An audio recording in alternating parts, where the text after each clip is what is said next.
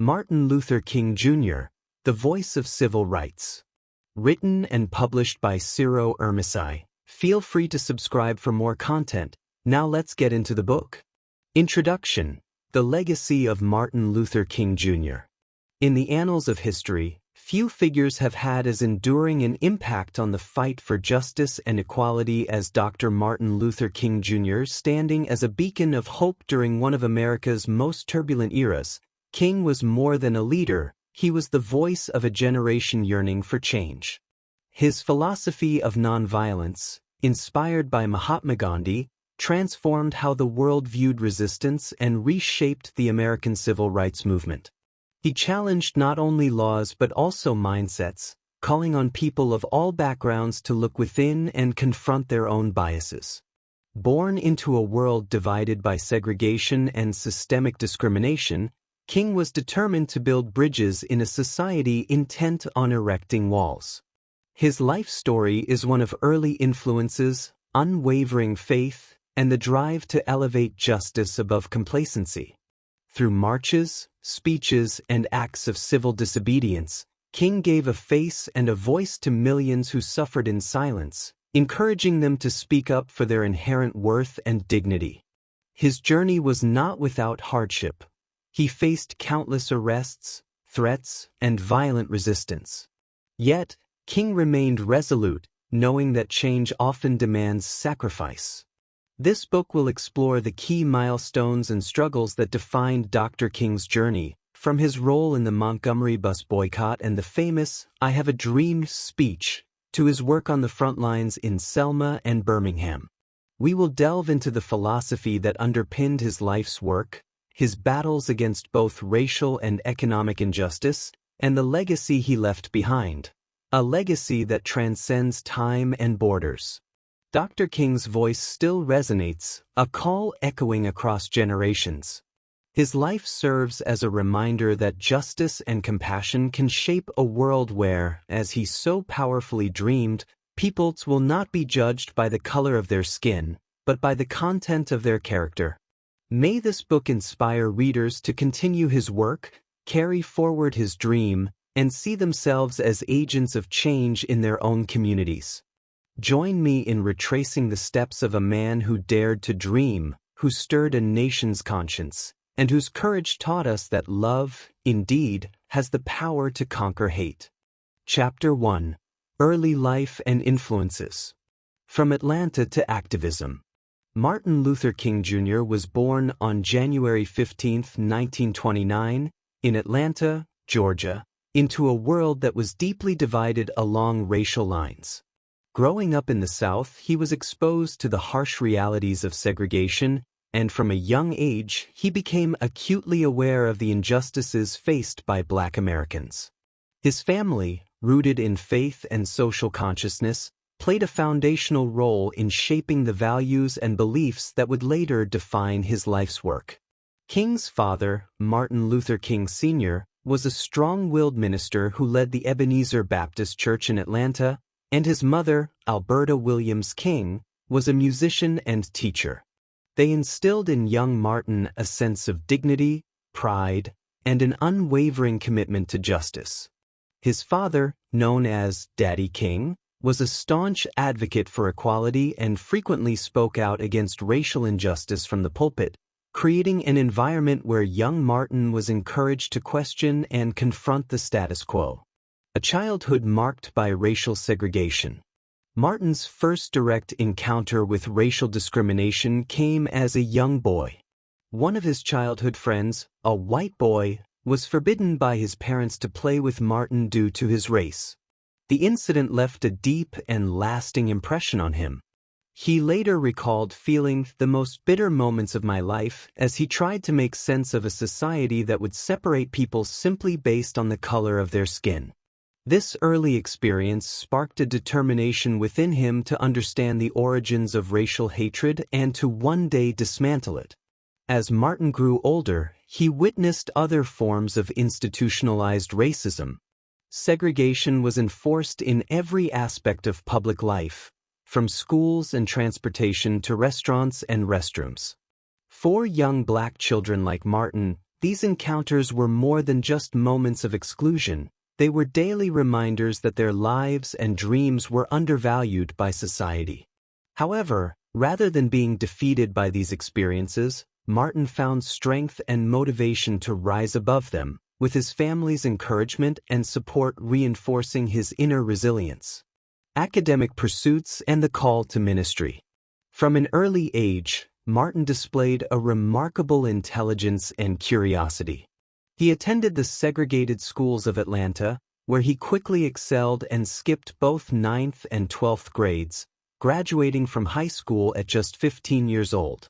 His academic achievements opened doors for him, and he enrolled at Morehouse College, a prestigious historically black college, where his father and grandfather had also studied. While at Morehouse, Martin wrestled with his career aspirations. Though ministry was a respected path in his family, he initially resisted the idea of becoming a preacher, fearing that it might limit his impact on social change. Influenced by mentors like Dr. Benjamin Mays, a prominent educator and theologian, he began to see how ministry could serve as a powerful platform for addressing societal issues. Mays was an outspoken advocate for racial equality and encouraged Martin to think deeply about his purpose in life and his responsibilities toward others. Under Mays' influence, Martin began to view faith as a force for justice and transformation, a perspective that would shape his future work profoundly. In 1948, King was ordained as a minister and delivered his first sermon at the Ebenezer Baptist Church. However, his journey into activism was just beginning. He continued his studies at Crozer Theological Seminary in Pennsylvania, where he was introduced to the works of philosophers and theologians such as Mahatma Gandhi, Henry David Thoreau, and Reinhold Niebuhr. It was here that King began to develop his philosophy of nonviolent resistance, inspired by Gandhi's use of nonviolence in India's struggle for independence. King saw in Gandhi's methods a practical application of the Christian principles he held dear, and the idea of peaceful protest as a means of achieving social justice resonated deeply with him. The emergence of a social conscience. As he advanced in his studies, King's understanding of racial injustice broadened. He recognized that the civil rights struggle was not just a Southern problem, nor was it limited to Black Americans. Racial discrimination and economic injustice were deeply rooted in American society and perpetuated by systemic policies and widespread apathy. This realization marked a shift in his thinking. He began to see his role as a part of a larger struggle for human rights, encompassing not only racial equality but also economic and social justice. After completing his studies at Crozer, King pursued a doctoral degree at Boston University, where he continued to refine his ideas on social justice, nonviolence, and ethical leadership. His time in Boston was transformative not only academically but also personally, as he met Coretta Scott, a young musician and activist who shared his passion for justice and equality. They married in 1953, forming a partnership that would support and sustain King throughout the years of struggle that lay ahead. A vision beyond Atlanta. As King prepared to enter the world as a preacher and activist, he was acutely aware of the challenges he would face. Racism was deeply entrenched in American society, and those who opposed it risked their safety and freedom. Yet, King's conviction grew stronger, rooted in a belief that all people deserved dignity, respect, and the opportunity to live free from oppression. His early life and education had given him a strong moral compass and an unwavering commitment to justice, laying the foundation for his leadership in the civil rights movement. King's upbringing, marked by the influence of his family, mentors, and the harsh realities of racial injustice, set the stage for his life's work. Armed with a vision for a more just world and a deep-seated belief in nonviolent resistance, he would soon step onto the national stage, challenging the very fabric of American society and inspiring a generation to dream of a better future. Chapter 2: The Foundations of Civil Rights. Understanding the movement and its roots. As Martin Luther King Jr. prepared to lead the fight for justice, the civil rights movement was already a deeply rooted struggle in America's history. Born from the ashes of slavery and shaped by the pain of segregation, this movement had been sustained for generations by countless individuals who fought against racial injustice, often without recognition. King's role would bring national attention and a unifying voice to these efforts, building on the groundwork laid by those who came before him. A history of resistance. The civil rights movement did not begin with Martin Luther King Jr. Its roots stretched back to the Reconstruction era following the Civil War, when African Americans, newly freed from slavery, began to build their communities and claim their rights. However, the promise of freedom was quickly undermined by the rise of Jim Crow laws, which enforced segregation and restricted Black Americans' rights across the southern United States. Under these oppressive laws, African Americans were treated as second-class citizens, denied the right to vote, and subjected to widespread discrimination and violence. In the face of this discrimination, Black communities responded with resilience. Churches, schools, and civic organizations became hubs of activism and support, where leaders emerged to challenge segregation and fight for equality. Early figures like Booker T. Washington and W.E.B. Du Bois offered differing strategies. Washington advocated for vocational training and self-improvement, while Du Bois emphasized political engagement and immediate civil rights. Their efforts helped shape a generation of Black Americans who were determined to resist oppression and claim their place in society. The rise of the NAACP and legal battles. The early 20th century saw the formation of key organizations, most notably the National Association for the Advancement of Colored People, NAACP, founded in 1909. The NAACP used the legal system as a tool to challenge unjust laws, fighting high-profile cases that set critical precedents. One of their most significant victories was the 1954 Supreme Court case, Brown v. Board of Education of Topeka, which declared racial segregation in public schools unconstitutional. This case was a turning point, signaling that the federal government could no longer ignore the issue of civil rights. The NAACP's legal strategy provided a framework for challenging segregation, but victories in the courtroom were only part of the struggle. Outside the legal system, Black Americans continued to endure violence and intimidation for simply exercising their rights. The momentum for a broader, more organized movement began to grow as people recognized the need for collective action beyond the courtroom. The role of the Black Church. One of the most powerful institutions supporting the civil rights movement was the Black Church. For generations, churches had served not only as places of worship but also as centers of community strength, education, and resistance.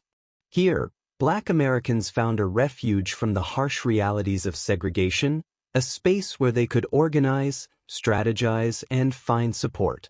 Ministers were often community leaders, and many would go on to become prominent figures in the civil rights movement, using their positions to advocate for justice and rally their congregations. The Black Church was central to the philosophy of nonviolent resistance, a concept that would become the cornerstone of King's activism. Through faith, members of these churches found hope and resilience, embodying a spirit of forgiveness and peace that would define their approach to civil rights. King's father, Martin Luther King Sr., was a prominent pastor, and young Martin grew up witnessing the church's influence in fostering both faith and social justice. This grounding in faith-based activism was instrumental as he began to shape his approach to the movement. The influence of Gandhi and nonviolent resistance. While the Black Church provided a foundation of faith and community, King also drew inspiration from a leader halfway across the world, Mahatma Gandhi. Gandhi's successful use of nonviolent resistance to achieve independence in India demonstrated to King a powerful way to confront injustice. At Crozer Theological Seminary, King studied Gandhi's methods, learning how peaceful protest could challenge even the most entrenched systems of oppression. Gandhi's philosophy was rooted in satyagraha, or truth force, the idea that nonviolent resistance reveals the moral high ground and exposes the unjust nature of the oppressor's actions. King saw in Gandhi's teachings a blueprint for change that could resonate within the American context. He believed that nonviolent resistance could not only address the specific grievances of Black Americans but also appeal to the conscience of the nation as a whole. By taking a stand against injustice without violence, King hoped to reveal the moral failings of segregation to the broader American public, winning sympathy and support for the cause. The emergence of a movement. The stage was set for a new phase in the civil rights movement. As the 1950s unfolded, the demand for equality and justice was growing louder. Across the South, ordinary people were risking their lives to defy segregation, organizing boycotts, sit-ins, and protests. In cities like Montgomery, Birmingham, and Selma, Black communities were beginning to mobilize, inspired by the victories achieved in the courts and emboldened by the vision of a society where they could live as equals. Yet, the movement was still without a singular, unifying figure. Local leaders and organizations had made significant strides, but the civil rights struggle needed a voice that could articulate its goals, unite its efforts, and appeal to Americans across racial and geographic divides. It was within this context that Martin Luther King Jr. would emerge as a leader, bringing with him a unique blend of intellectual insight, moral conviction, and a commitment to peaceful change. The philosophy of change. King's vision for the civil rights movement was rooted in a belief that true change could only come through love and understanding. He saw the struggle for civil rights not as a battle against individuals but against deeply ingrained systems of injustice. Nonviolent resistance, he believed, would allow Black Americans to confront their oppressors without perpetuating cycles of hatred and violence. Instead, it would offer a path to reconciliation, where the ultimate goal was not only freedom for Black Americans but a more just and compassionate society for all. In this spirit, King was committed to mobilizing people from all walks of life, Black and white, rich and poor, young and old, into a coalition for justice. His ability to communicate this vision would soon capture the attention of the nation, inspiring millions to join the movement and lending a newfound momentum to the fight for civil rights. Laying the foundation for a new era. As King prepared to take on a leadership role in the civil rights movement, he understood the magnitude of the task ahead. He would need to unite diverse groups, withstand threats and opposition, and remain unwavering in his commitment to nonviolence. The foundations of the civil rights movement, the historical struggles, the contributions of key organizations like the NAACP, the influence of the Black Church, and the philosophy of nonviolent resistance, all came together to shape King's approach. Armed with these principles, he was ready to lead the fight for freedom and justice, setting the stage for a transformative era in American history. Chapter 3: The Montgomery Bus Boycott. A catalyst for change. In December 1955, the city of Montgomery, Alabama, became the unlikely epicenter of the American civil rights movement. What began as an act of defiance by a single woman, Rosa Parks, soon sparked a citywide boycott that would mark the beginning of Martin Luther King Jr.'s rise as a national leader. The Montgomery Bus Boycott was more than a protest against public transportation segregation. It was a powerful demonstration of unity, resilience, and the impact of nonviolent resistance. For over a year, Montgomery's Black residents, led by King and other local leaders, took a stand that would resonate far beyond the city limits, igniting a national movement and showcasing the potential of collective action. Rosa Parks and the Spark of Defiance. On December 1, 1955, Rosa Parks, a 42-year-old seamstress and active member of the NAACP, boarded a segregated bus in Montgomery and took a seat in the colored section. When the bus became crowded, the driver demanded that Parks and 3 other Black passengers give up their seats for white passengers. Parks refused, quietly but resolutely, choosing to stand against a system that had oppressed her and her community for decades. She was arrested, sparking outrage among Montgomery's black residents and serving as a catalyst for the boycott.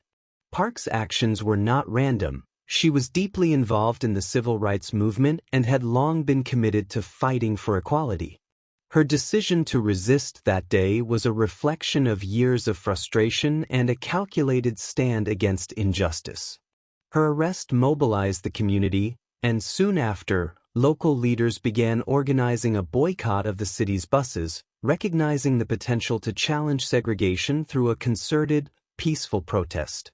The birth of the Montgomery Improvement Association, MIA.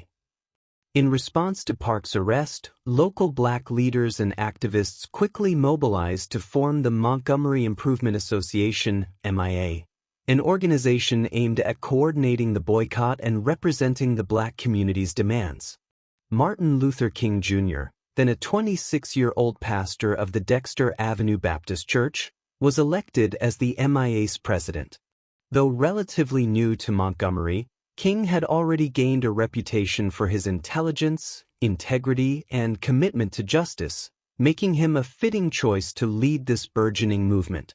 Under King's leadership, the MIA developed a clear set of demands: courteous treatment of black passengers by bus drivers, a first-come, first-served seating policy, and the hiring of black drivers for routes in predominantly black neighborhoods. Initially, the MIA did not demand the complete desegregation of buses, instead focusing on achievable changes that would demonstrate the community's desire for respect and equality. However, the bus company and city officials refused to negotiate, setting the stage for a prolonged and determined protest. The power of collective action. The boycott officially began on December 5, 1955, and the response was overwhelming. Nearly 90% of Montgomery's black residents participated, refusing to ride the city buses and opting instead to walk, carpool, or use alternative transportation. It was a remarkable show of solidarity, as thousands of individuals made sacrifices, often walking miles each day, to uphold the principles of justice and equality. The boycott quickly gained national attention, revealing both the strength and unity of Montgomery's black community and the potential of peaceful protest to challenge entrenched systems of discrimination. As the boycott stretched on, the MIA organized carpools and other logistical support to help residents get to work and school, showcasing a level of coordination and resilience that inspired similar movements across the country. This collective action wasn't without its challenges. Participants faced harassment, arrests, and even physical violence. King's own home was bombed in an attempt to intimidate him and force the MIA to end the boycott. Yet, instead of succumbing to fear or retaliation, King used these incidents to strengthen the movement's commitment to nonviolence, encouraging the community to respond with dignity and restraint. King's philosophy in action. The Montgomery Bus Boycott provided King with the opportunity to put his philosophy of nonviolent resistance into practice on a large scale. Drawing on the teachings of Gandhi, King urged the community to maintain their resolve without resorting to aggression. His speeches emphasized that the boycott was not about hatred or revenge but about claiming justice and equality. This approach was both strategic and moral, aligning with King's belief that love and understanding were the ultimate forces for social change. King's leadership during the boycott marked the beginning of his prominence on the national stage. His words inspired both participants and observers, casting the boycott as a moral battle that went beyond Montgomery, touching the conscience of a nation divided by racial injustice. The media coverage of the boycott brought King's philosophy of nonviolence into American homes, presenting him as a new kind of leader who embodied both courage and compassion. Legal victory and the desegregation of buses. After more than a year of boycotting, the movement achieved a significant legal victory. In November 1956, the U.S. Supreme Court upheld a lower court's ruling that segregation on public buses was unconstitutional, effectively ending the Montgomery Bus Boycott. On December 20, 1956, King and other leaders boarded an integrated bus for the first time, marking a momentous achievement in the fight for civil rights. The success of the boycott was a turning point, proving that nonviolent protest could bring about meaningful change and demonstrating the power of unity in the face of oppression. It was a victory not only for Montgomery's black residents but for the civil rights movement as a whole, serving as an inspiring example for other communities across the South. The boycott's lasting impact. The Montgomery Bus Boycott was a pivotal moment in American history, with effects that extended far beyond Alabama. It showcased the effectiveness of grassroots organization and set a precedent for future civil rights protests, including the freedom rides, sit-ins, and marches that would follow in the coming years. King's role as a leader of the boycott established him as a national figure, and the principles he espoused, nonviolence, unity, and moral courage, became guiding forces for the civil rights movement. Beyond its impact on policy, the boycott had a profound effect on the black community in Montgomery, instilling a sense of empowerment and agency. People who had long been treated as second-class citizens found their voices and recognized their ability to influence society. The movement demonstrated that change was possible even in the face of seemingly insurmountable odds, and it fostered a sense of solidarity that would fuel the fight for equality in the years to come. A step toward a larger dream. The Montgomery Bus Boycott was just the beginning of King's journey, a formative experience that shaped his approach to the broader struggle for civil rights. It provided him with the opportunity to lead a community toward change through nonviolent means, proving that love, resilience, and unity could overcome the forces of hatred and division. The success of the boycott reinforced King's belief that nonviolence was the most powerful weapon in the struggle for freedom, and it set him on a path that would inspire a generation to fight for justice. As King would later reflect, the boycott taught him that injustice anywhere is a threat to justice everywhere. It was a lesson that he would carry with him, guiding his actions as he continued to confront racial injustice, not only in the South but across the nation. The Montgomery Bus Boycott was a first step on a long journey, one that would bring King and countless others closer to realizing the dream of equality, freedom, and dignity for all. Chapter 4: Nonviolent Resistance and Philosophy. King's belief in peaceful protest. As Martin Luther King Jr.'s role in the civil rights movement expanded, so too did his commitment to nonviolent resistance. This philosophy became the cornerstone of his activism, guiding every speech, march, and protest he led. Inspired by the teachings of Jesus, the writings of Henry David Thoreau, and the revolutionary tactics of Mahatma Gandhi, King's dedication to nonviolence was both a moral conviction and a strategic approach to dismantling the deeply entrenched system of racial injustice in America. Nonviolent resistance was not merely a tactic for King. It was a way of life, a commitment to love and justice in the face of oppression. In a world often divided by hate and hostility, King's unwavering dedication to peaceful methods of change challenged traditional ideas of protest and showed the world a new path toward freedom and equality. This chapter delves into the origins, principles, and powerful impact of King's philosophy of nonviolent resistance. The roots of nonviolent ideals. King's journey toward nonviolent resistance was influenced by various philosophical and religious sources. Raised in the Christian tradition, King's early years were filled with teachings of compassion, forgiveness, and love for one's enemies. His father, Martin Luther King Sr., instilled in him a strong moral foundation, emphasizing that faith was not only about belief but also about action and responsibility toward others. This religious grounding was essential as King grappled with the harsh realities of racism and sought a path that aligned with his deeply held values. In college, King encountered the works of Henry David Thoreau, particularly Thoreau's essay Civil Disobedience, which argued that individuals have a duty to resist unjust laws. Thoreau's insistence on the moral imperative to disobey oppression resonated with King, who was beginning to recognize the power of peaceful defiance. Later, during his studies at Crozer Theological Seminary, King encountered the philosophy of Mahatma Gandhi, whose principles of ahimsa, non-harm, and satyagraha, truth force, illuminated a path of resistance that appealed to both his intellect and his heart. Gandhi's strategy of nonviolent resistance against British colonial rule in India demonstrated that peaceful protest could effectively challenge injustice. King saw Gandhi's approach as a tangible application of the Christian principles he valued. The idea that love and truth could overcome violence and hate provided King with a blueprint for his own struggle, one that he would soon adapt and champion in the context of the American Civil Rights Movement.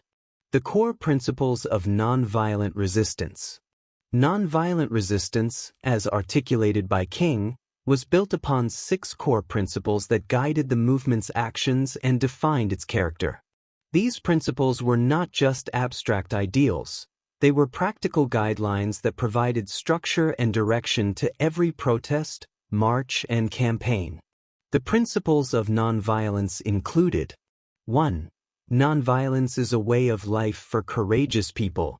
King emphasized that nonviolence was not a strategy for the passive or the fearful.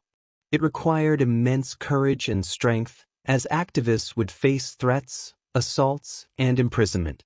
King saw nonviolence as a powerful tool that demanded self-discipline and resilience. 2. The goal is to win friendship and understanding.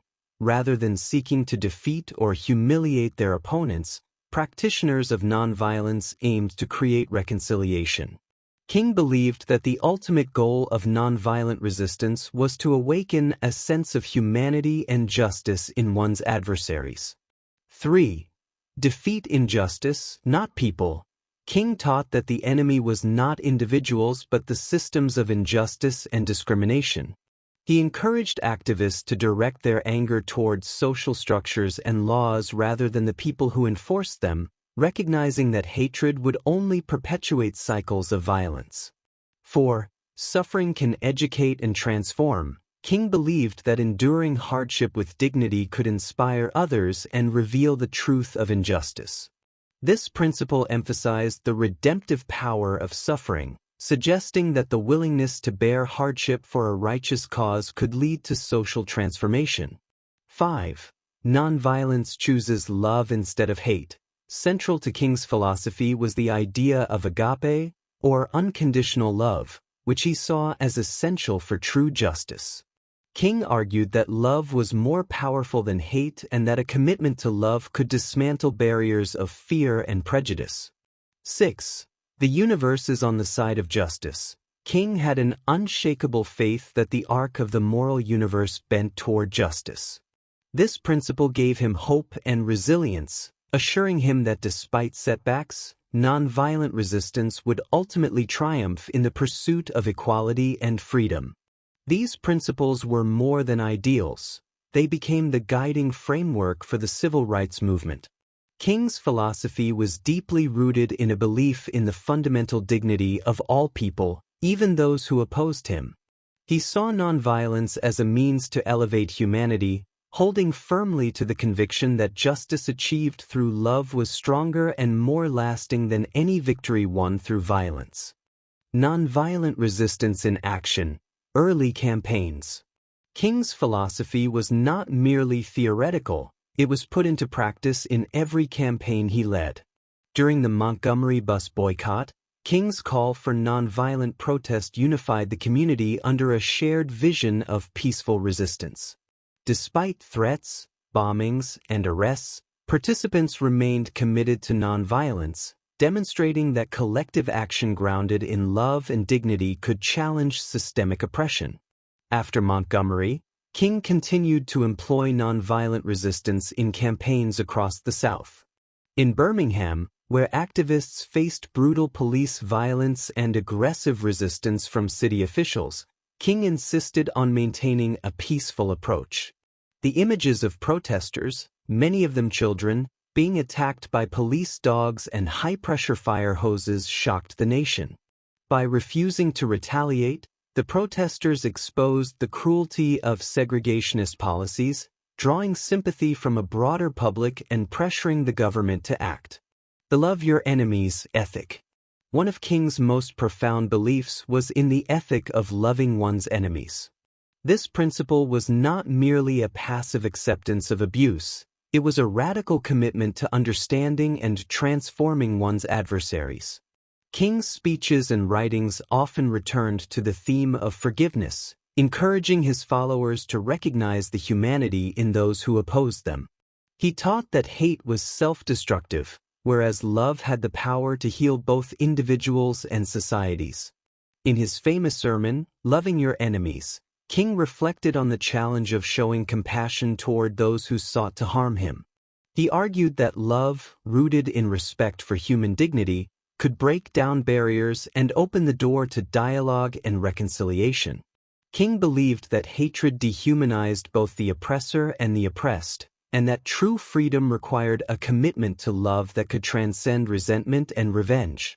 Criticism and challenges. While King's dedication to nonviolence won him a great deal of admiration, it also faced criticism. Some activists argued that nonviolent resistance was too slow and that it failed to adequately confront the urgent needs of the oppressed. Figures like Malcolm X and members of the Black Power movement advocated for more direct and forceful approaches, viewing nonviolence as insufficient to dismantle the deeply rooted systems of racial injustice. King responded to these criticisms by acknowledging the impatience of those who suffered daily injustices, but he remained committed to his principles. He argued that violence would only perpetuate cycles of suffering and reinforce stereotypes that Black Americans were dangerous or violent. Instead, he insisted that nonviolence held the moral high ground, appealing to the conscience of the nation and building alliances that would be crucial in achieving lasting change. A legacy of nonviolence. King's philosophy of nonviolence has left a lasting legacy, influencing movements for social justice around the world. His teachings inspired not only the civil rights movement in the United States but also anti-apartheid protests in South Africa, democratic struggles in Eastern Europe, and numerous other movements advocating for human rights and equality. King's belief in nonviolence as a path to justice remains a guiding principle for activists who seek to confront oppression without sacrificing their humanity. Through his life and work, King demonstrated that nonviolent resistance could overcome oppression and that true strength lay not in aggression, but in the courage to love.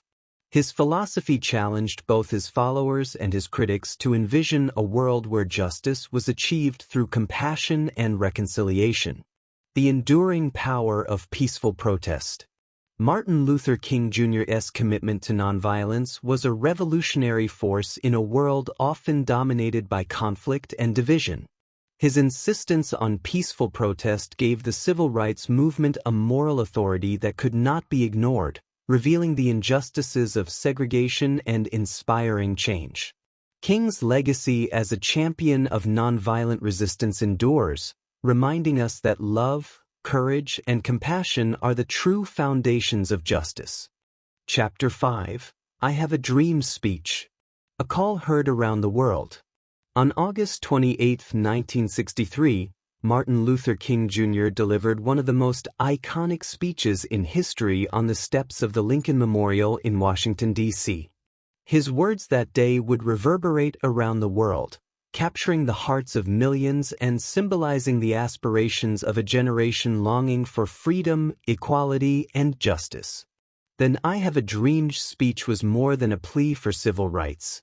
It was a profound vision of a future where all people could live in harmony, judged not by the color of their skin but by the content of their character. This chapter delves into the historic March on Washington, the inspiration behind King's powerful speech, and the legacy of his message, which continues to inspire movements for justice worldwide. The March on Washington for Jobs and Freedom. The March on Washington for Jobs and Freedom was a monumental event in American history. Organized by a coalition of civil rights, labor, and religious organizations, the march sought to highlight the economic injustices facing Black Americans as well as the urgent need for comprehensive civil rights legislation. Leaders like Philip Randolph, Bayard Rustin, and John Lewis joined forces with King and other prominent figures to create a unified front, drawing over 250,000 people from all walks of life to the nation's capital. The purpose of the march was clear: to demand equal rights, better job opportunities, fair wages, and an end to racial discrimination. At a time when segregation and economic inequality were deeply entrenched, the march represented a powerful display of solidarity. It also underscored the movement's emphasis on peaceful protest, with the diverse crowd, comprised of Black and white, young and old, standing together in support of justice and equality. This unity sent a message to lawmakers and the public alike that the fight for civil rights was a fight for America's soul. King's preparation and vision. As the March on Washington approached, King was invited to deliver the closing remarks. He recognized the gravity of the moment, knowing that his words would have the potential to shape public opinion and galvanize support for civil rights legislation. He spent days crafting his speech, drawing on years of sermons, speeches, and personal reflections on justice, freedom, and equality. King's vision for his speech was clear. He wanted to communicate a sense of urgency, while also inspiring hope. He knew that the fight for civil rights was fraught with challenges and that the road ahead would not be easy. But he also believed deeply in the promise of America and its capacity for change. King saw the march as an opportunity to call on the nation to live up to its founding ideals and to envision a future in which freedom and equality were realities for all people, not just promises on paper. The power of "I have a dream." Standing before the immense crowd, King delivered a speech that was both poetic and prophetic. He began by referencing Abraham Lincoln's Emancipation Proclamation, acknowledging the progress that had been made while lamenting the fact that, a century later, Black Americans were still not free. He spoke of the check that America had written to Black citizens, a check marked with the words of the Declaration of Independence and the Constitution, but one that had repeatedly been returned marked insufficient funds. This metaphor highlighted the betrayal that Black Americans felt and underscored the urgency of addressing racial and economic injustice. As King neared the end of his prepared speech, he sensed a need for something more personal, more resonant. At that moment, gospel singer Mahalia Jackson, who stood nearby, called out, "Tell them about the dream, Martin." In response, King improvised the final section of his speech, launching into the unforgettable refrain, "I have a dream." These 4 words would become a rallying cry for justice, embodying the hopes and aspirations of the civil rights movement. In this spontaneous, passionate moment, King described his dream of a future where racial harmony, freedom, and equality would be the norm. He spoke of a day when his children would be judged not by the color of their skin, but by the content of their character, a vision that resonated deeply with the crowd and echoed around the world. His words painted a picture of a just society, one that transcended the immediate struggles of the movement and offered a vision of a brighter, unified America. A universal call for justice. What made the "I Have a Dream" speech so powerful was its universal appeal. King's dream was not just a vision for Black Americans but a call for justice that resonated with anyone who had experienced discrimination, oppression, or inequality. His speech transcended racial and cultural divides, appealing to the shared humanity and dignity of all people.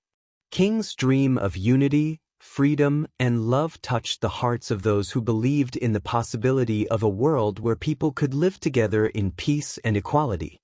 By invoking religious and moral themes, King reached audiences from different faiths and backgrounds.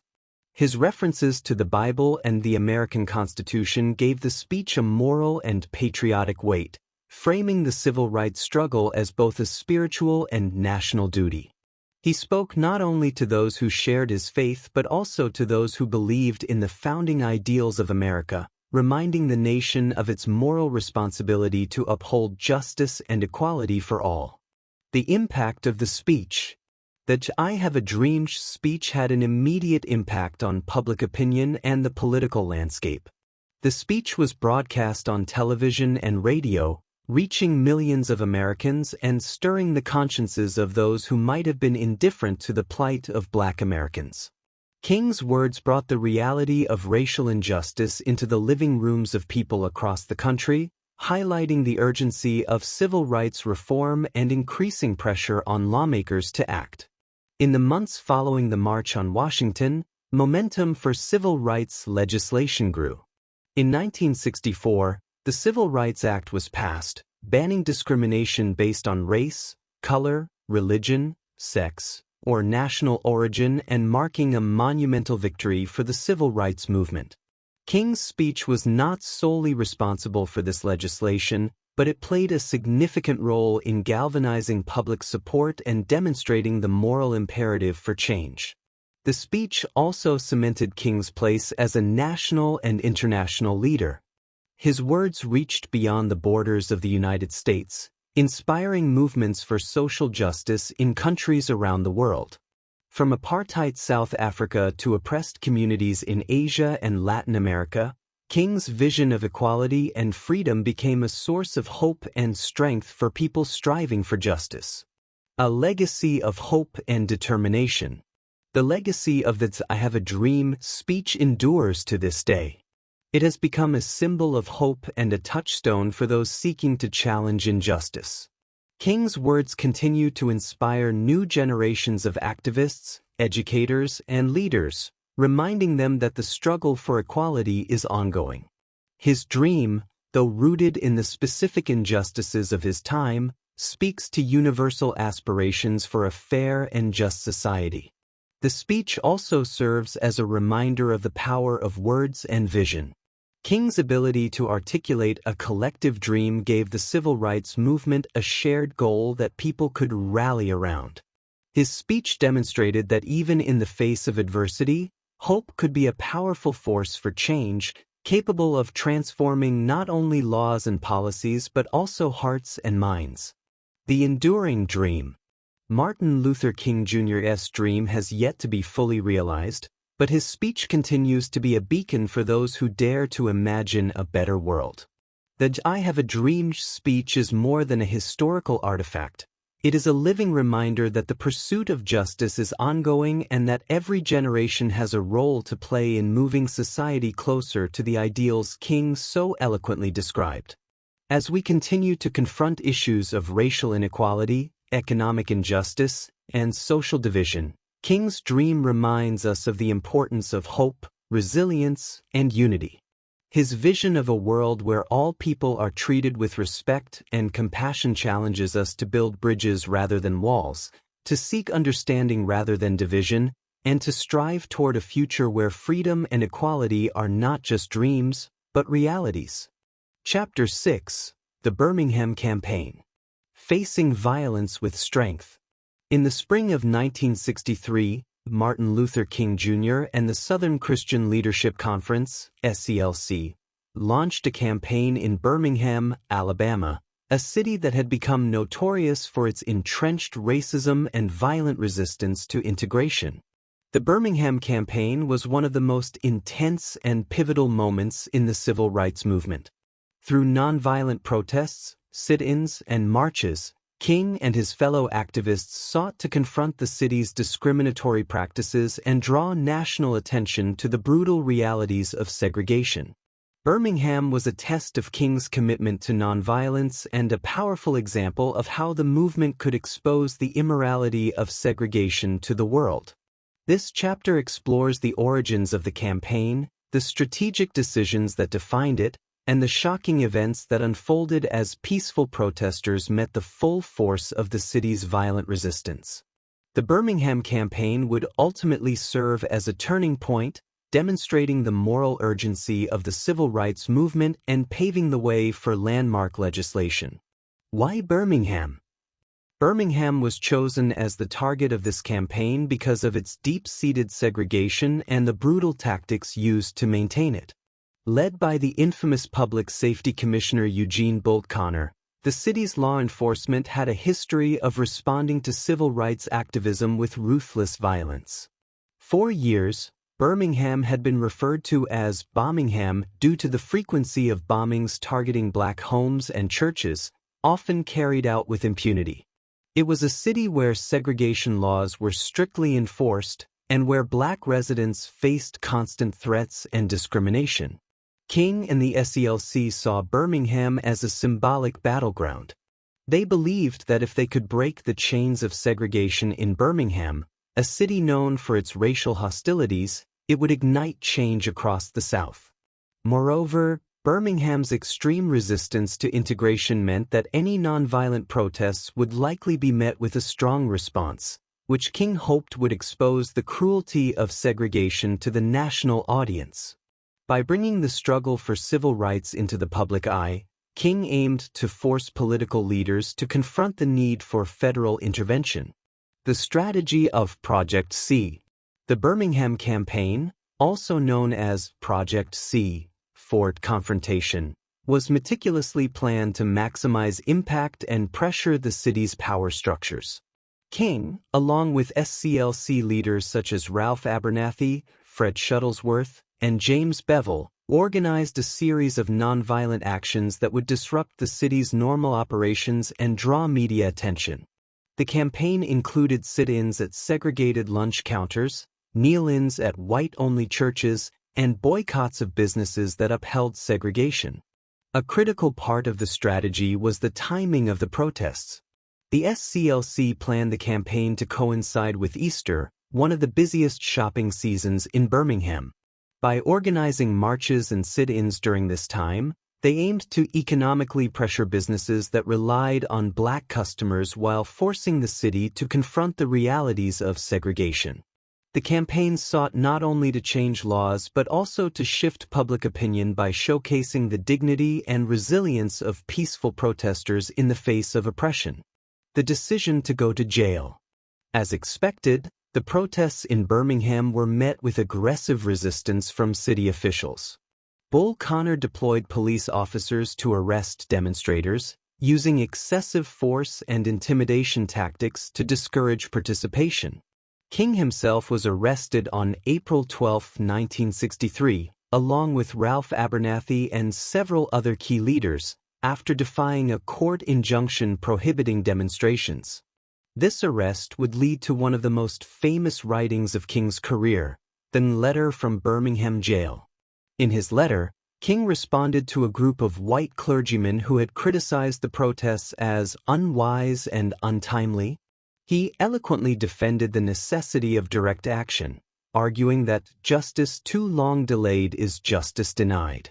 King explained the frustrations of black Americans who had waited for generations for their rights to be recognized, and he criticized those who prioritized order over justice. The letter became a manifesto for the civil rights movement, articulating the moral imperative of resistance and the dangers of complacency in the face of injustice. King's imprisonment drew national attention to the campaign, highlighting both the sacrifices made by activists and the harsh treatment they endured. His words resonated deeply with readers across the country, exposing the humanity of the movement and the deep-seated injustices it sought to address. The letter, written in the margins of a newspaper and on scraps of paper, would become one of the most profound defenses of civil disobedience in American history. The role of young people. The Children's Crusade. As the campaign intensified, James Bevel, one of the SCLC's strategists, proposed a controversial idea involving young people in the protests. Known as the Children's Crusade, this initiative brought hundreds of black students into the streets to join the march. On May 2, 1963, students ranging from elementary to high school marched from the 16th Street Baptist Church into downtown Birmingham, singing and chanting for justice. The response from law enforcement was brutal. Bull Connor unleashed police dogs and high-pressure fire hoses on the young protesters, many of whom were arrested and detained. Images of children being attacked by police dogs and knocked down by powerful water jets circulated around the world, shocking the conscience of the nation and drawing widespread condemnation of Birmingham's authorities. These images underscored the cruelty of segregation and generated immense sympathy for the civil rights cause, helping to galvanize public support for federal intervention. While some criticized the involvement of children, arguing that it put them at risk, King and other leaders believed it was a powerful demonstration of the community's commitment to justice. The Children's Crusade highlighted the sacrifices that Black families were willing to make for freedom, while the innocence and bravery of the young marchers symbolized the future of the movement. National and global outcry. The violent response to the Birmingham campaign ignited a national outcry. Images of peaceful protesters being attacked by dogs and fire hoses appeared on television screens and in newspapers, exposing the brutality of segregationist policies to the American public and the world. The images became a moral indictment of the system of segregation, and they forced political leaders, including President John F. Kennedy, to take a stand on civil rights. President Kennedy, who had previously been cautious about endorsing civil rights legislation, was moved by the events in Birmingham. In a televised address, he spoke of the need for comprehensive civil rights reforms, framing the issue as a moral one. The Birmingham campaign had made it clear that the federal government could no longer ignore the plight of Black Americans, and it set the stage for the Civil Rights Act of 1964. The bombing of the 16th Street Baptist Church. Tragically, Birmingham's struggle did not end with the conclusion of the campaign. On September 15, 1963, just weeks after the demonstrations, the 16th Street Baptist Church, a central meeting place for activists, was bombed by white supremacists, killing 4 young Black girls, Addie Mae Collins, Cynthia Wesley, Carol Robertson, and Denise McNair. This act of terror shocked the nation and underscored the violent resistance to integration and equality in the South. The bombing marked a somber moment in the civil rights movement, reminding the world of the high cost of the fight for freedom. It further galvanized the movement, inspiring even more people to join the struggle and reinforcing the need for federal action. The tragic loss of innocent lives brought renewed urgency to the call for justice and became a powerful symbol of the ongoing fight against racial hatred. A pivotal moment in the movement. The Birmingham campaign was a turning point in the civil rights movement, demonstrating the effectiveness of nonviolent resistance and the power of media to sway public opinion. The campaign had drawn national and international attention to the injustices of segregation, illustrating the urgent need for civil rights legislation. It also highlighted King's ability to lead with moral conviction and strategic insight, showing the world that peaceful resistance could overcome even the most violent opposition. The bravery of the protesters in Birmingham, particularly the children who risked their safety for the cause, underscored the strength and resilience of the Black community. Their willingness to face brutal violence for the sake of justice moved the nation and set the stage for significant legislative changes. A legacy of courage and confrontation. The Birmingham campaign left a lasting legacy as a model of courage and moral clarity. It exposed the reality of racial violence, forced the country to confront its conscience, and demonstrated that change was possible through collective action. For King, Birmingham was a pivotal chapter in his journey, solidifying his role as a national leader and strengthening his resolve to continue the fight for justice. The campaign taught King and the movement valuable lessons about the power of persistence, the importance of strategic planning, and the impact of exposing injustice to the public. It was a reminder that the road to freedom would be long and challenging, but that with courage and unity, a better future was within reach. Chapter 7. The March on Washington. The Power of Unity. The March on Washington for Jobs and Freedom, held on August 28, 1963, was a defining moment in the American civil rights movement. Bringing together over 250,000 people of diverse backgrounds, races, and beliefs, the march represented a powerful show of unity in the struggle for racial and economic justice. It was here that Martin Luther King Jr. delivered his iconic "I Have a Dream" speech, cementing his role as the moral leader of the movement and inspiring generations to pursue justice through peaceful action. The march was a carefully organized, meticulously planned event that highlighted the power of collective action.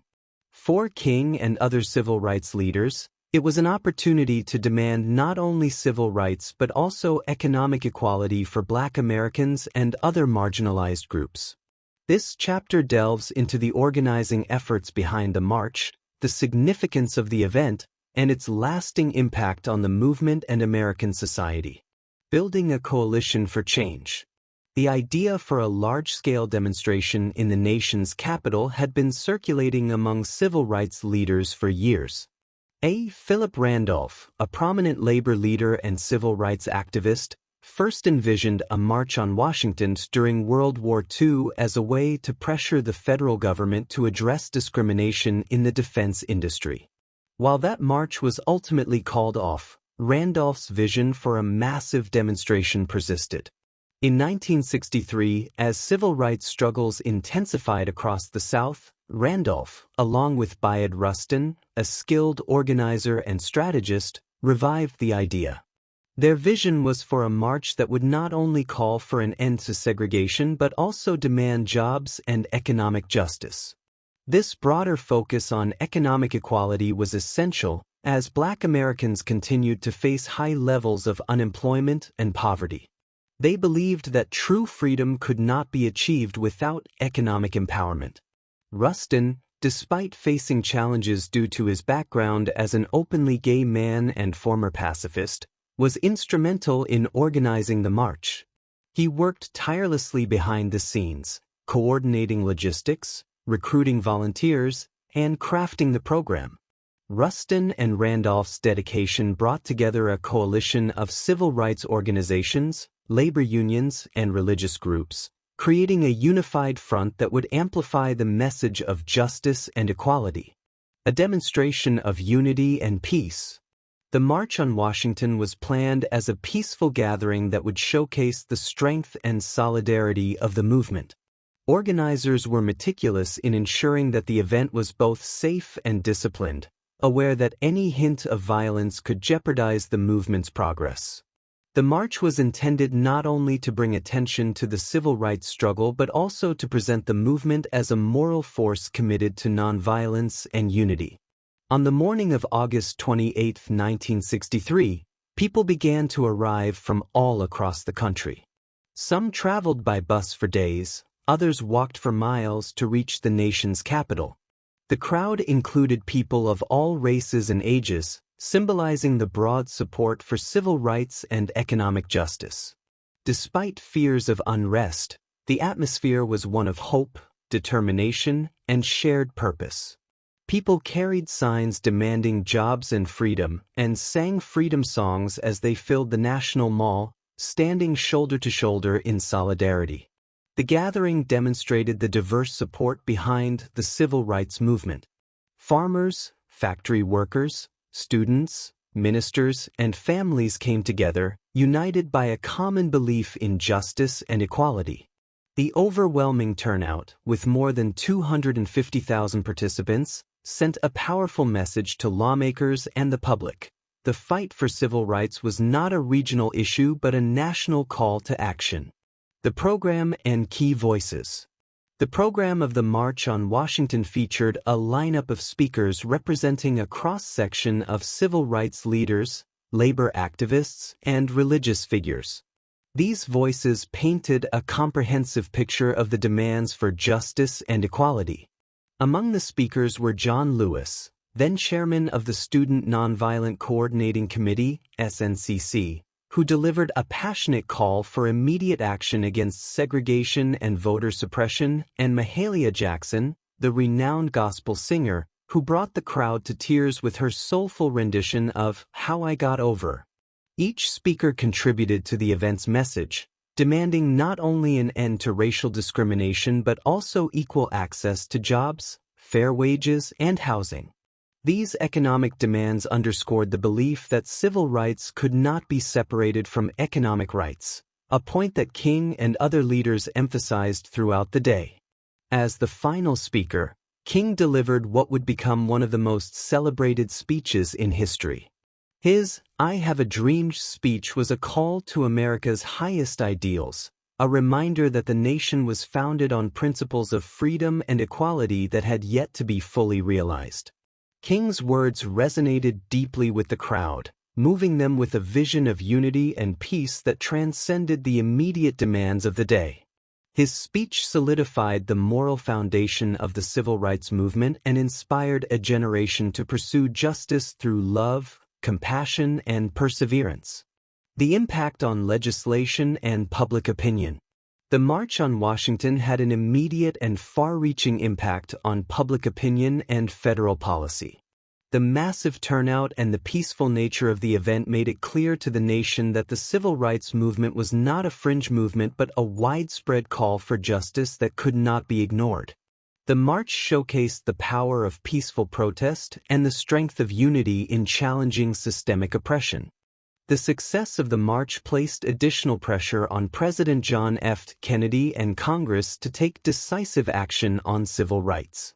Within a year, the Civil Rights Act of 1964 was signed into law, banning segregation in public places and prohibiting employment discrimination based on race, color, religion, sex, or national origin.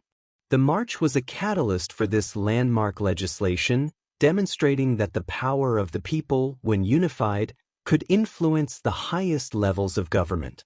Beyond the immediate legislative impact, the March on Washington transformed the civil rights movement, broadening its reach and drawing in allies from different racial and socioeconomic backgrounds. It also strengthened the resolve of activists who had been fighting tirelessly for justice, reminding them that they were part of a larger struggle that would eventually lead to victory. King's dream as a unifying vision. King's I Have a Dream speech was not just a highlight of the march, it became the guiding vision of the movement. His dream of a society where people would be judged by the content of their character rather than the color of their skin resonated deeply with Americans of all backgrounds. King's vision offered a blueprint for a more just society, one that valued dignity, equality, and compassion. The dream King articulated went beyond the immediate goals of the civil rights movement, encompassing a broader hope for humanity. His words challenged Americans to examine their values, confront their prejudices, and work toward a society rooted in love and respect. For those who were part of the struggle, King's dream became a source of strength and motivation, a reminder of the ultimate goal of the movement, a legacy of peaceful demonstration. The March on Washington set a powerful precedent for future peaceful protests and civil rights marches. It demonstrated the effectiveness of mass mobilization and nonviolent resistance, inspiring similar movements around the world. The march showed that large-scale demonstrations could draw attention to injustice and create a unified call for change, strengthening the impact of the civil rights movement. The unity displayed at the march also laid the foundation for alliances that would drive progress in the years to come. Labor unions, religious groups, civil rights organizations, and everyday citizens came together to advocate for justice, proving that the fight for equality was a collective responsibility. Reflections on the dream. While the March on Washington was a moment of triumph, it also served as a reminder of the long road ahead. King's dream was far from fully realized, and the march represented only a step in the journey toward justice. In the years that followed, activists continued to face challenges and setbacks, but the spirit of unity and determination from the march continued to inspire their efforts. For King, the March on Washington solidified his commitment to nonviolence and unity as guiding principles. The march had shown that change was possible, but it also underscored the need for continued vigilance and perseverance. King would carry the dream he shared on that day forward, using it as a foundation for future campaigns and as a moral compass in the fight for equality. Chapter 8: Selma and the Voting Rights Act. Breaking down barriers. In 1965, the small town of Selma, Alabama, became the focal point of the struggle for voting rights in America. Although the Civil Rights Act of 1964 had achieved significant progress in outlawing segregation, it left many barriers in place for Black Americans, especially in the South, who continued to face significant obstacles to voting.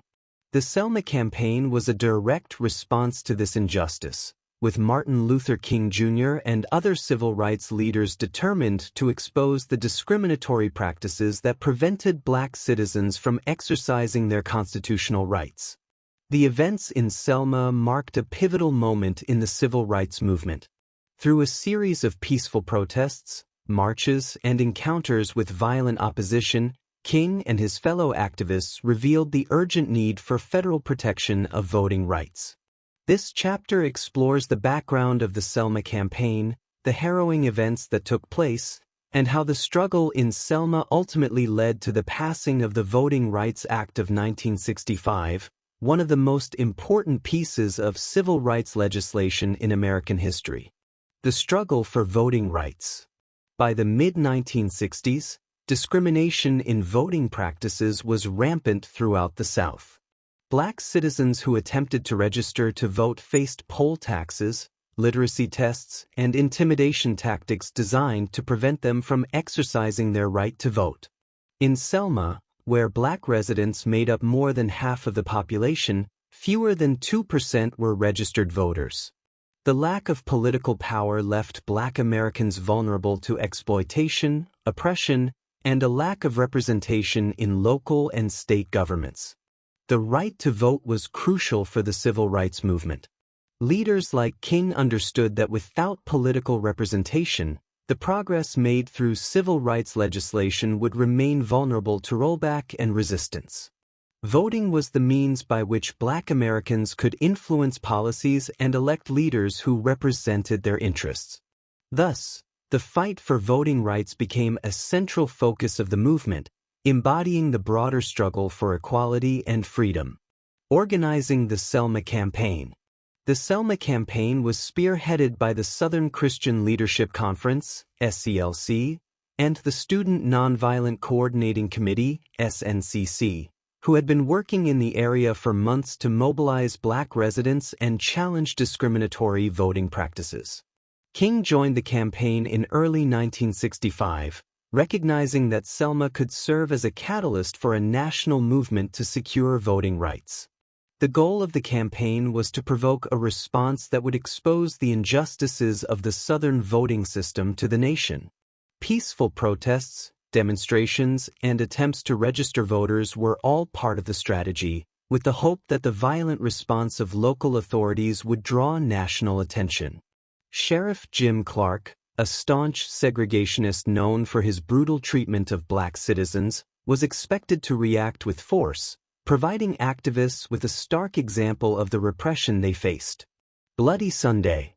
The March on Edmund Pettus Bridge. On March 7, 1965, what came to be known as Bloody Sunday shocked the nation and brought Selma to the forefront of the civil rights struggle.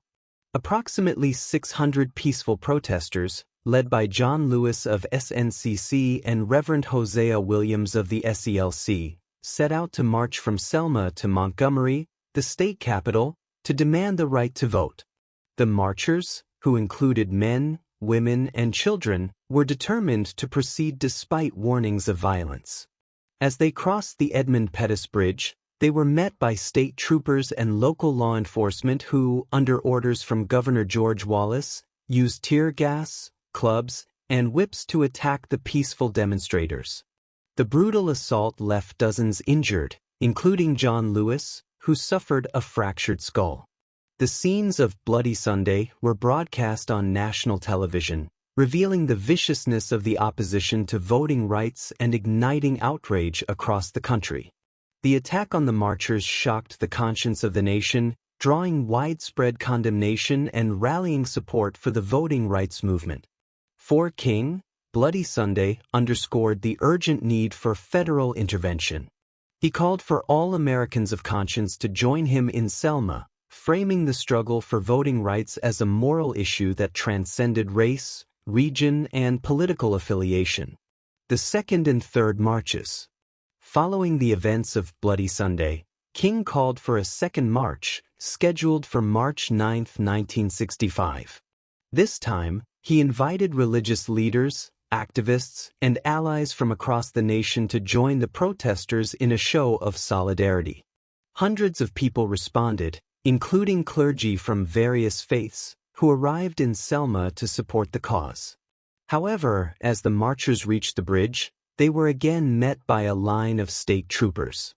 In a dramatic and controversial decision, King chose to kneel in prayer and then turn back, avoiding a direct confrontation with the troopers.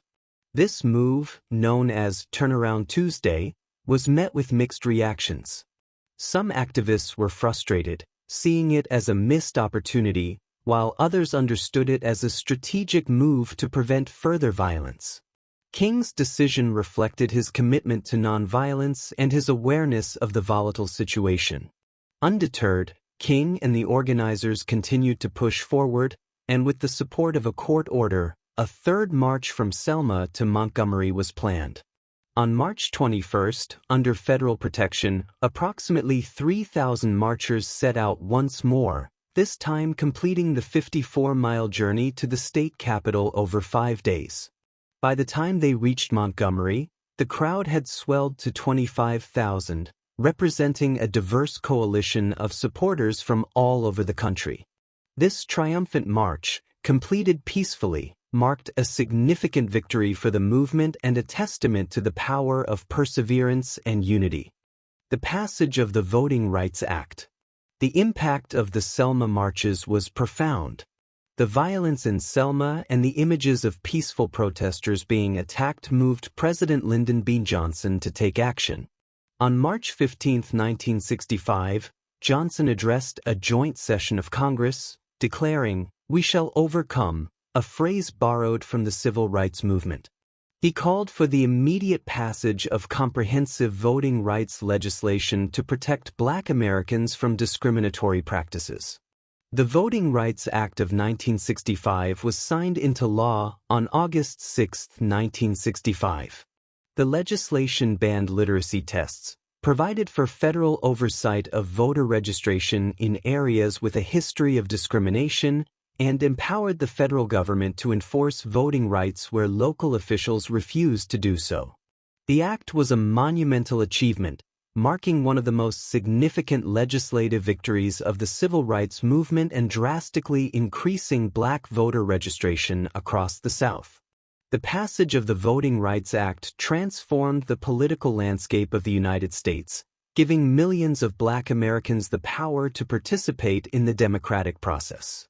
It was a hard-won victory, achieved through the courage and determination of activists who had faced violence, intimidation, and incarceration to demand their fundamental rights. The legacy of Selma. The events in Selma became a symbol of the struggle for justice and equality. They illustrated the power of collective action and the ability of ordinary people to drive extraordinary change. For King, Selma was a testament to the effectiveness of nonviolent resistance and the importance of exposing injustice to the public eye. He understood that the images of Bloody Sunday and the triumphant final march had shifted public opinion, highlighting the moral urgency of the civil rights struggle. The Voting Rights Act, while a major victory, did not mark the end of the movement. King recognized that economic inequality and racial discrimination persisted, and he continued to advocate for broader reforms to address these issues. However, the success in Selma was a critical step forward, proving that the collective resolve of people dedicated to justice could overcome even the most entrenched systems of oppression. A chapter of hope and resilience. Selma was a defining chapter in King's journey and in the broader civil rights movement. It highlighted the resilience of those who were willing to risk their lives for freedom and equality.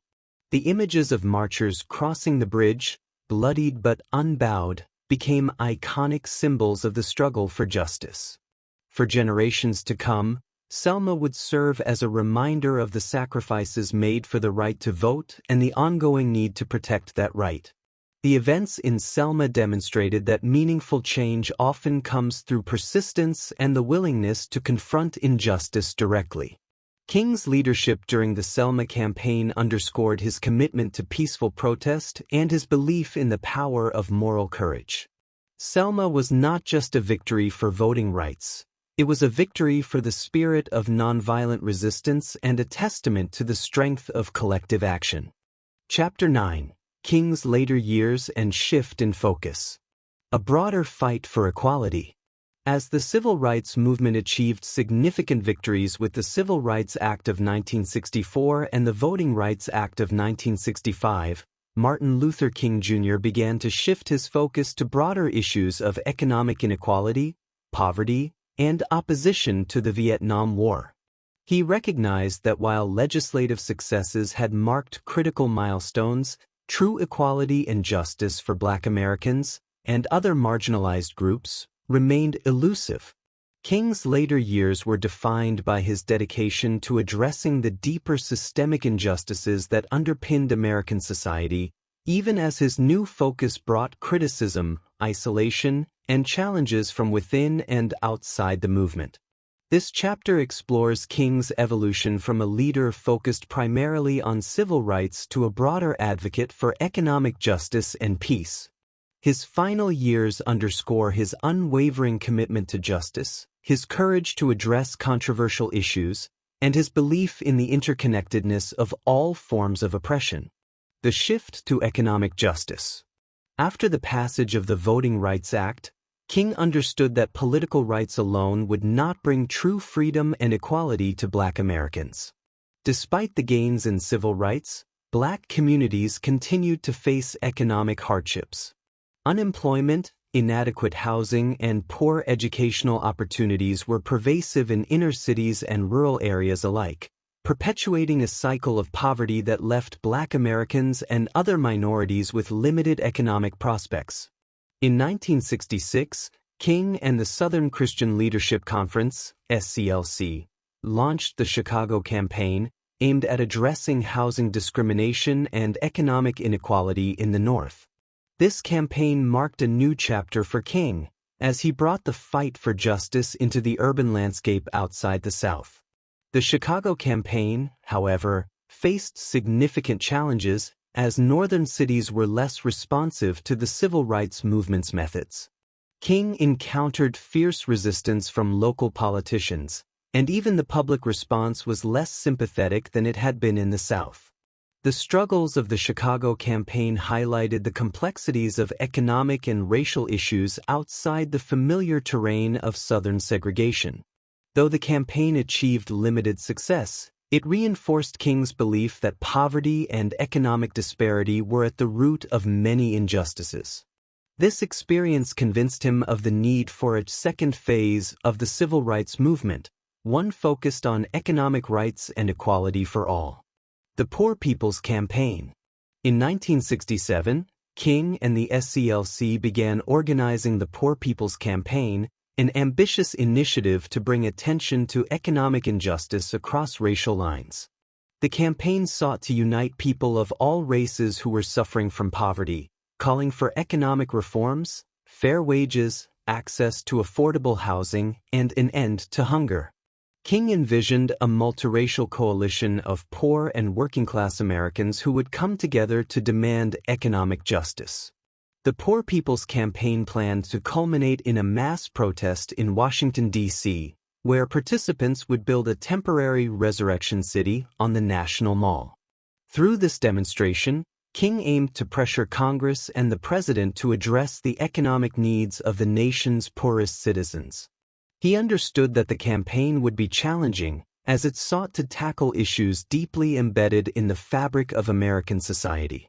Nonetheless, King was convinced that the fight for economic justice was a moral imperative, and he believed that addressing poverty was essential to creating a fair and just society. The Poor People's Campaign marked a significant expansion of King's vision. His emphasis on economic justice underscored his belief that true freedom required not only political and civil rights but also access to basic economic opportunities. However, the campaign faced criticism, even from within the civil rights movement. Some activists felt that it diluted the movement's focus on racial equality, while others questioned its ambitious goals. Despite these criticisms, King remained resolute, driven by his conviction that poverty and economic exploitation were forms of oppression that demanded urgent action. King's opposition to the Vietnam War. Another defining moment in King's later years was his outspoken opposition to the Vietnam War. King had long been a proponent of peace and nonviolence, and he increasingly saw the Vietnam War as a moral and ethical crisis for the United States. In 1967, he delivered a powerful speech titled Beyond Vietnam, A Time to Break Silence at Riverside Church in New York City, where he publicly condemned the war. King argued that the war diverted resources and attention from pressing domestic issues, particularly poverty and social injustice. In his speech, King criticized the United States for prioritizing military power over social programs, suggesting that the nation was approaching spiritual death. He condemned the destruction and suffering inflicted on the Vietnamese people, calling it an affront to human dignity and a betrayal of American values.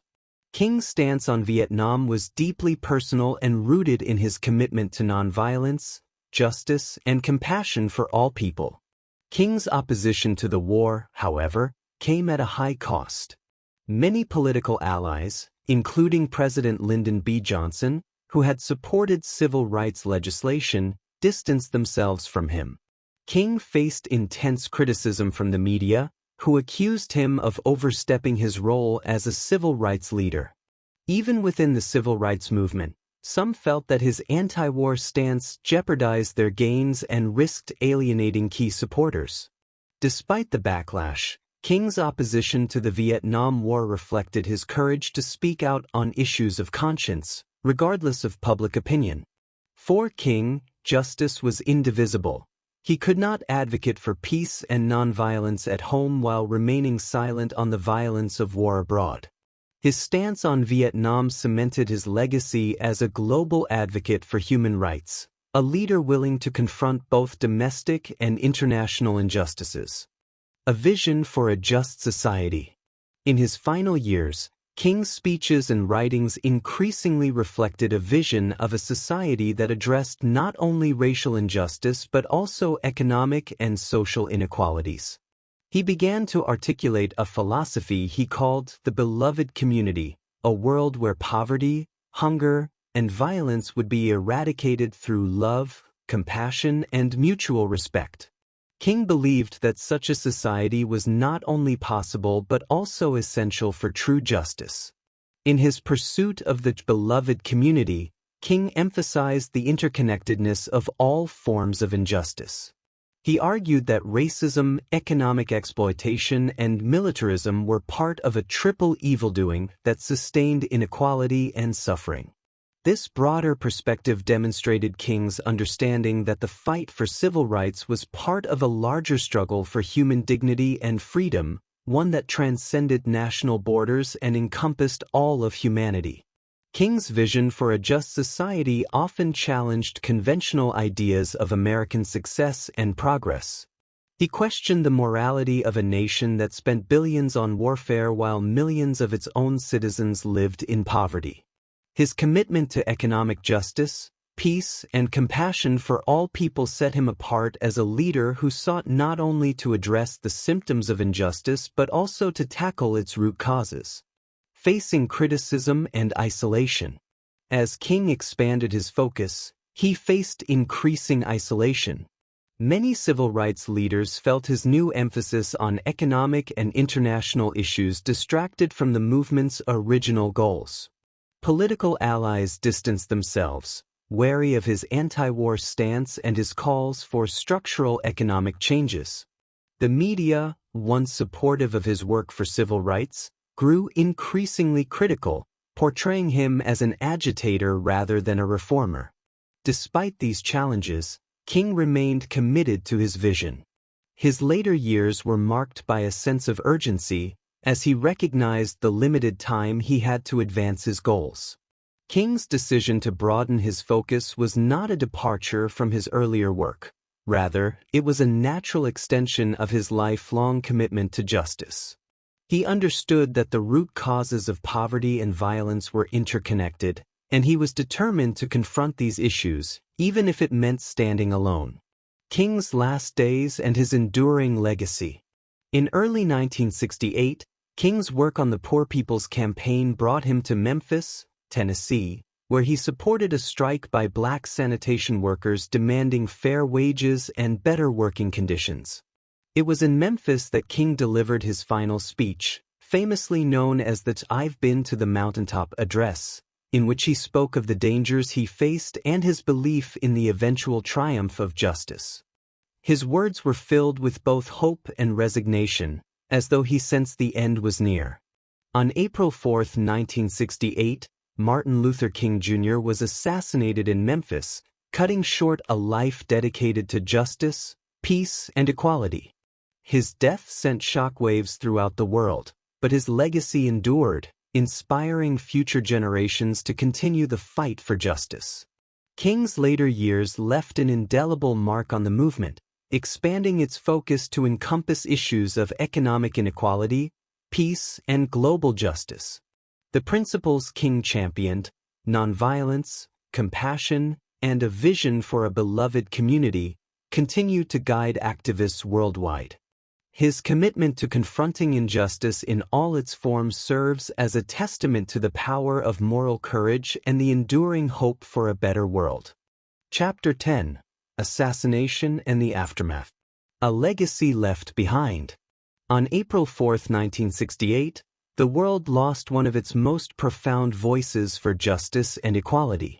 Martin Luther King Jr. was assassinated while standing on the balcony of the Lorraine Motel in Memphis, Tennessee, where he had come to support a strike by black sanitation workers demanding fair wages and better working conditions.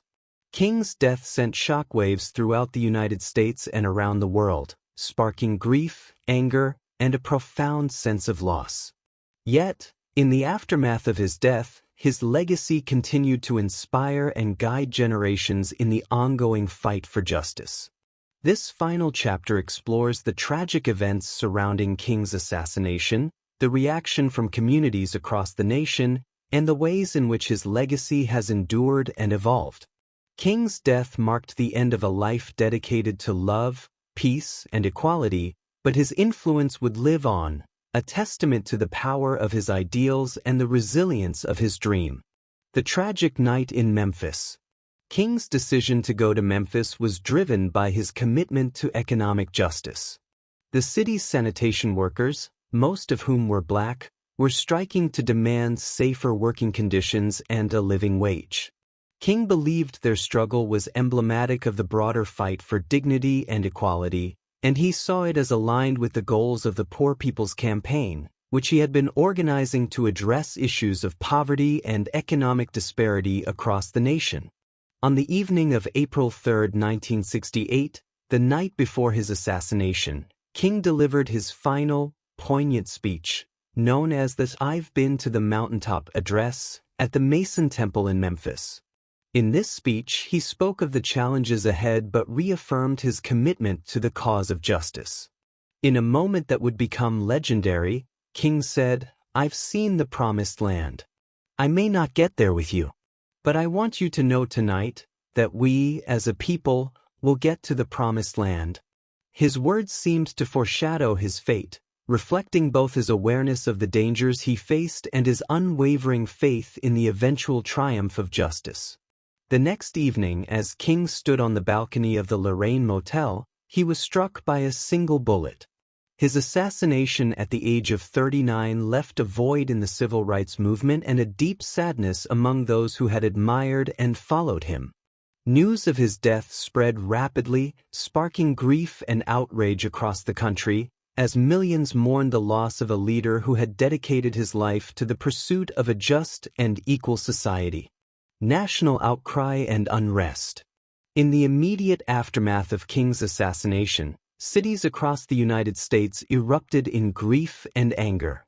His death ignited widespread unrest in more than 100 cities, as people poured into the streets to express their sorrow and frustration. The anguish felt by Black communities, who had looked to King as a beacon of hope and moral leadership, was palpable. The violence and chaos that followed were a reflection of the profound sense of loss, coupled with the pent-up anger over decades of racial injustice and inequality. President Lyndon B. Johnson declared a national day of mourning in honor of King, and he urged Americans to respond to the tragedy with reflection and commitment to King's ideals. King's funeral, held on April 9 in Atlanta, drew thousands of mourners, including civil rights leaders, political figures, and everyday citizens who came to pay their respects. The solemn procession through the streets of Atlanta was a powerful tribute to a man who had dedicated his life to peace, equality, and justice. In the days following his death, calls for action reverberated across the nation. King's assassination underscored the urgent need for further reform, and his legacy would soon influence the passing of the Fair Housing Act, also known as the Civil Rights Act of 1968. This legislation prohibited discrimination in the sale, rental, and financing of housing based on race, religion, national origin, and later, sex and disability. Though it could not bring King back, the Fair Housing Act represented a continuation of his vision for a more just society and addressed one of the many injustices he had fought against. A legacy of inspiration and unfinished work. Martin Luther King Jr.'s death did not mark the end of the struggle for civil rights. Instead, his legacy became a powerful source of inspiration for future generations. His teachings on nonviolence, love, and justice continue to serve as guiding principles for activists around the world. King's work laid the foundation for subsequent movements advocating for racial equality, economic justice, and peace. The Poor People's Campaign, which King had been organizing before his death, was carried forward by the SCLC and other leaders, though it faced challenges in the absence of King's leadership. In the decades since his assassination, King's message has resonated with activists in numerous movements, from the anti-apartheid struggle in South Africa to global campaigns for human rights. His dream of a world where people are judged by the content of their character has continued to inspire movements that seek to dismantle discrimination and oppression in all its forms. King's legacy is not confined to race. It encompasses economic inequality, peace, and justice for all, regardless of nationality, gender, or social standing. Commemoration and memory. Over the years, King's life and legacy have been commemorated in countless ways. In 1983, Martin Luther King Jr. Day was established as a national holiday, celebrated annually on the third Monday of January. This day serves as a reminder of King's enduring impact and a call to reflect on his message of unity, compassion, and justice. The Martin Luther King Jr. Memorial in Washington, D.C., unveiled in 2011, stands as a testament to his legacy and a symbol of hope for all who visit. King's speeches, particularly his "I Have a Dream" speech, are widely taught in schools and remembered as some of the most profound expressions of the American ideals of freedom and equality. His words have been quoted by countless leaders and continue to inspire new generations to confront injustice. For many, King's teachings have become moral touchstones, reminding society of its responsibility to pursue justice even in the face of adversity. The continuing relevance of King's vision.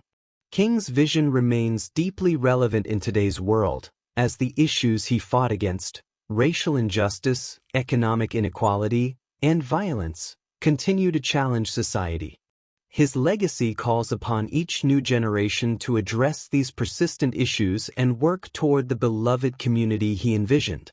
In the modern era, movements for social and economic justice, criminal justice reform, and human rights draw directly from King's teachings on nonviolent resistance and the power of collective action. The Black Lives Matter movement, for example, has evoked King's philosophy of peaceful protest to confront systemic racism and violence against Black communities. The movement's emphasis on solidarity and justice reflects King's influence, as activists continue to advocate for the values he championed. Similarly, global movements addressing poverty, environmental justice, and peace often invoke King's ideals as a guiding framework for change. King's legacy: a challenge and a promise. The life and work of Martin Luther King Jr. challenged society to continuously strive for justice. King's vision for a better world remains a powerful reminder that each individual has a role to play in building a more equitable society. His legacy is a challenge to confront prejudice, to fight for those who are marginalized, and to approach all struggles with a commitment to love and understanding. But it is also a promise, one that reassures us that with courage, dedication, and compassion, real change is possible. King's dream of a world where justice rolls down like waters and righteousness like a mighty stream endures as both a guiding light and a call to action. His life serves as a testament to the power of integrity, moral courage, and the enduring hope for a more just world. In honoring King's memory, we are reminded of our collective responsibility to pursue his vision of equality, compassion, and peace, ensuring that his dream lives on in the actions and aspirations of those who follow in his footsteps. Conclusion: Martin Luther King Jr.'s enduring impact. The voice that continues to inspire. Martin Luther King Jr. left an indelible mark on the world, one that continues to resonate with people of all backgrounds, cultures, and generations. From his early days as a young pastor in Montgomery to his final moments in Memphis, King's unwavering commitment to justice, equality, and love defined a legacy that transcends time. His philosophy of nonviolent resistance, his profound sense of empathy, and his relentless pursuit of a fair and compassionate society have become moral guideposts for countless individuals and movements worldwide. This conclusion reflects on the lasting significance of King's life, his vision for the beloved community, and the challenges that remain in realizing his dream.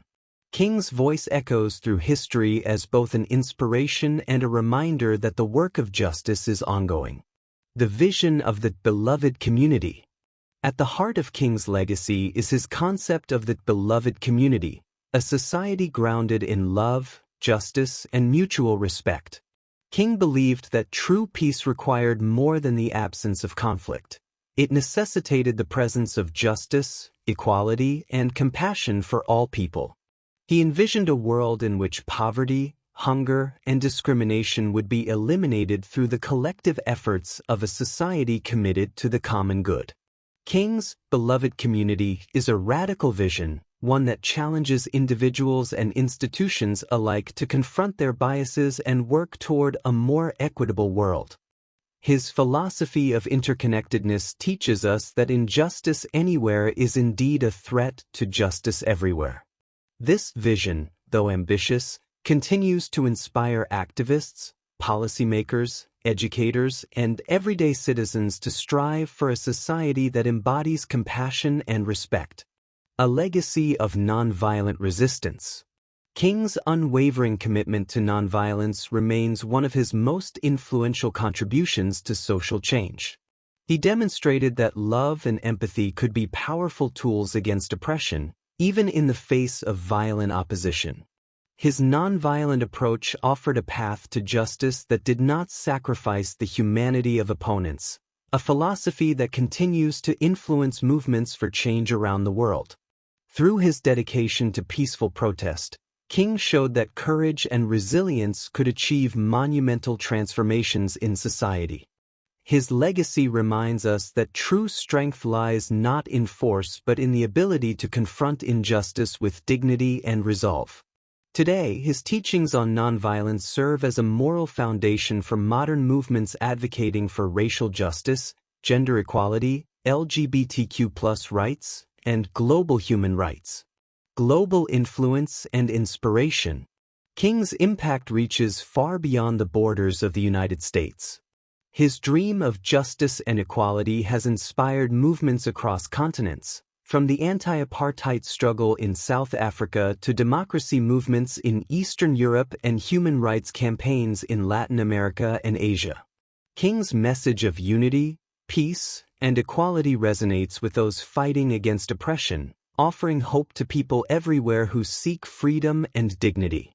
The global reach of King's philosophy is a testament to the universality of his ideals. His belief in the fundamental worth of every human being transcends cultural and geographical boundaries, making him a symbol of hope for all those who dare to dream of a better world. King's words and actions remind us that the pursuit of justice is a universal calling, one that transcends individual struggles and calls for a collective commitment to peace and equality. The challenges that remain. While King's legacy is celebrated worldwide, the challenges he sought to address persist. Racial inequality, economic disparity, and systemic discrimination continue to affect millions. King's dream of a world where people are judged by the content of their character rather than the color of their skin remains an aspiration yet to be fully realized. His call for economic justice, a livable wage, fair housing, and access to quality education still echoes in the demands of those striving to overcome poverty and oppression. The work that King began is far from complete. His legacy challenges each of us to confront these issues with the same moral clarity and courage that he demonstrated. It is a call to action, urging new generations to take up the mantle of justice and push forward the vision of equality and compassion that he held so dear. A call to future generations. King's life and legacy serve as both an inspiration and a challenge. He showed us what is possible when we act with courage, compassion, and integrity. Yet, he also reminded us that the journey toward justice is ongoing and requires continuous effort and vigilance. King's vision for a just society calls upon each generation to examine its values, confront its prejudices, and work to build a world that reflects the ideals of the beloved community. As we reflect on King's impact, we are reminded that each of us has a role to play in advancing his dream. Whether through advocacy, education, policymaking, or everyday acts of kindness and respect, we contribute to the creation of a more just society. King's legacy is not simply a memory, it is a call to action, a reminder that we are all responsible for building a world rooted in dignity, equality, and love. A legacy of hope and resilience. Martin Luther King Jr. embodied hope and resilience. His courage to dream of a better world and his determination to pursue justice, even at great personal cost, serve as powerful reminders of what humanity is capable of achieving. His life is a testament to the enduring strength of the human spirit and the transformative power of love and empathy. As we carry forward King's legacy, we are called to honor his vision by committing ourselves to the principles he championed. His message of peace, unity, and justice continues to inspire and guide us, encouraging us to confront injustice and embrace the possibility of a world where all people live in freedom and dignity. This conclusion honors Martin Luther King Jr.'s profound impact and his legacy of love, resilience, and hope. It serves as a reminder that while King's work remains unfinished, his vision for a just world is one we are all called to pursue, inspiring generations to carry forward his dream of equality, compassion, and peace.